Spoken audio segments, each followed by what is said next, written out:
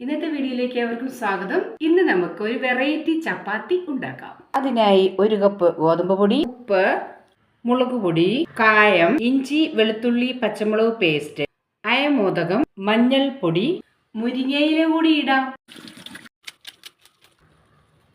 നല്ലതുപോലെ കുഴച്ചെടുക്കാം. എണ്ണ ഒഴിക്കാം. വെള്ളം കൂടി ഒഴിച്ച് ചപ്പാത്തിക്ക് കുഴയ്ക്കുന്ന പോലെ നമുക്ക് കുഴച്ചെടുക്കാം. മാവ് ഇതുപോലെ കുഴച്ച് വെച്ചിട്ടുണ്ട്. നമുക്കൊരു 20 മിനിറ്റ് അടച്ചു വയ്ക്കാം. മാവ് നല്ല മയം ആയിട്ടുണ്ട്. ചെറിയ ബോളുകളായിട്ട് എടുത്തിട്ടുണ്ട്. നമുക്കിനി ചപ്പാത്തി ഉണ്ടാക്കാം.